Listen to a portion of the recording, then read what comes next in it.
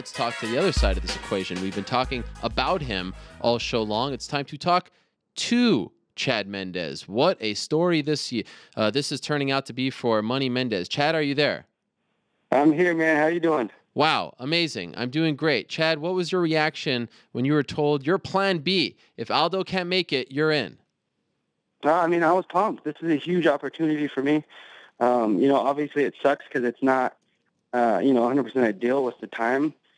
But, this is something I'm not passing up. I stay in great shape year-round. So when I got the offer, I jumped all over it. I said, let's get the contract. Let's sign this baby. Did you campaign for it? Did you have to really pound the pavement? No, I didn't have to say too much at all. I actually kind of just sat back and was waiting to see what the hell was going to happen. When it first came out, I didn't even know if it was true. There's always some media that likes to just get some attention, so they'll come up with some bold headline that, is not true. And, I saw it for the first time. I sent it to Jeff and Mike, and I'm like, is there any truth to this? If it is, this could be a big opportunity. Let's get on it. And they're like, we haven't heard anything about this, but we'll look into it. And about an hour, maybe 2 hours later, I get a call from Mike and, asking, do you think you can make weight in a couple of weeks? And, this is something that, might be going down. So just be ready. And, I told him I could, and, I've just been getting ready ever since. How much did you weigh when you got the call?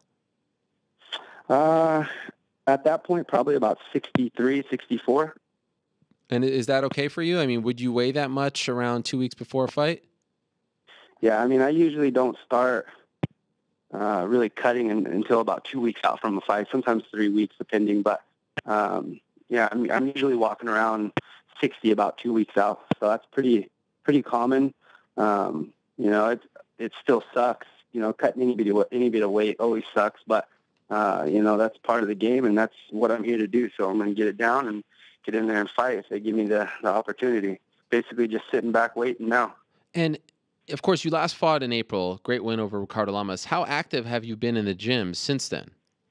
Thanks, man. For me, it's kind of getting in and out of the gym. When I'm outside of camp, I like to do active stuff outside. I'm a big cyclist. I do a lot of long rides and stuff that basically just get outside, get in the outdoors, get a good cardio workout. But, just more than anything, just clear my mind. But, so I do a lot of that kind of stuff. I just ran the Tough Mudder, which is like 10 and a half miles or something up in the Tahoe Hills. No oxygen up there, and, killed that race. So, I've been doing a lot of stuff, been training mitts with my coach, Joey, getting in there and wrestling with all these guys that came out from now. So, I definitely feel like I'm ready to get in there and, fine tune everything the last couple of weeks, and I'll be on point. Yeah, and speaking of that Tough Mudder madness, didn't you do like a quarter of that thing with Paige Van Zandt on your back? Yeah, I think we were supposed to do I think it was like a half mile with someone on your back. But that's like after already climbing all the way to the top of the mountain and going through a bunch of crazy obstacles. So, yeah, it was pretty tough, but it was fun. I think it was more of a challenge for her having to put me on her back and run. So I got the light into the deal there. That is crazy. She actually had to put you on her back as well? Holy moly. And she did it? Yeah, she's tough, dude. She stayed with me that entire time. I was booking it, and there was no time where I was having to sit there and wait at all. If there was a spot where I basically was walking, there's some of that stuff you just can't run. It's too steep. You're basically doing lunges up through this crazy rocky terrain, and she's right there on my tail end the whole time. So she's tough. I was impressed. Yeah, I'm impressed as well. I didn't even see it. Okay, let's go back to the whole situation. So you're in this, I guess, this scenario now where you have to get ready. Even if you make the weight and you don't get the fight, you'll still get paid. That's great. But mentally, waking up in the morning, going to the gym, I know you're always in shape. You don't need much motivation. But what's it like dealing with a scenario where you can finally get your hands on this guy, maybe, if Aldo doesn't pull out? If he does pull out, excuse me. What's it like dealing with that mental scenario? As soon as I got this call and they told me to start getting ready, I basically just shut out any possibility that Aldo was coming back. I'm basically treating this like I'm fighting Conor for the title. And, I'm getting my weight down. I'm coming up with the game plan, going over it, fine-tuning cardio, you know, I'm pretending like, you know, I'm getting in there and I'm fighting. So, you know, that's my mindset. I wake up every morning, you know, I sit there and game plan stuff when I'm laying in bed before I actually get out every single morning that, you know, I wake up. And I'm excited, man. I think this is a great matchup for me. You know, Conor's a tough guy, but Conor's a guy that I know I can beat. You know, and he better pray that Aldo can get in there and fight, because I'm going to mess that dude up.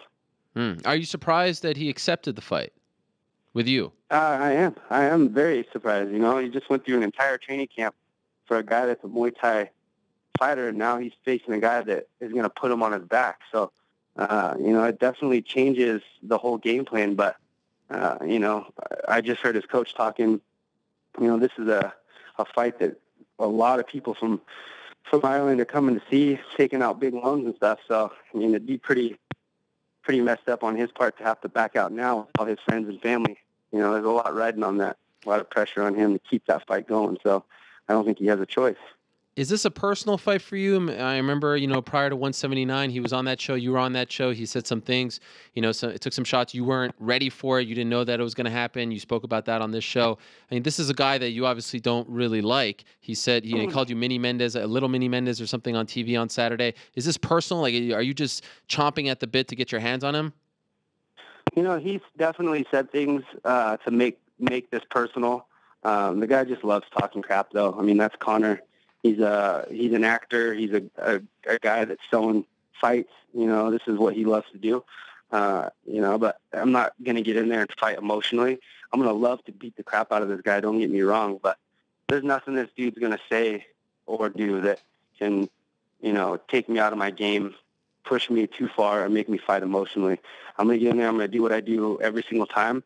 I'm going to put the pace on him. I'm going to put him on his back. I'm going to make him uncomfortable, and I'm going to beat the crap out of him. So, you know, bottom line, this is what I was born to do, and it's time.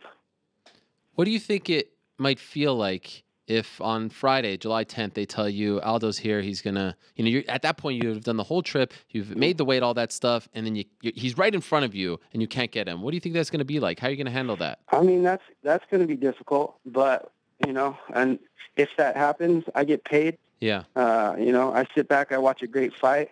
At that point, probably have had to have made weight, so I'll probably have just pigged out at a big buffet in Vegas, and I'm going to sit ringside and watch them two battle it out, you know, and basically pick apart and kind of just fine-tune the game plan even more by watching, and then sit back and see what happens. Did the UFC tell you or your management team that if this fight doesn't happen for you, you're 100% next? No, there's no talk. I know me and Frankie are right there in line, so, you know, there's no 100% talk at all going on, but, you know, I think it really just depends on what happens. If those two get in there and fight, you know, if Aldo wins, I could see Frankie be the next person. Obviously, just because I fought Aldo, I fought him twice now. Frankie fought him one time, so I could see him putting Frankie in. But if Conor wins, you know, hopefully I'd be the next one in line to get in there and whoop on him.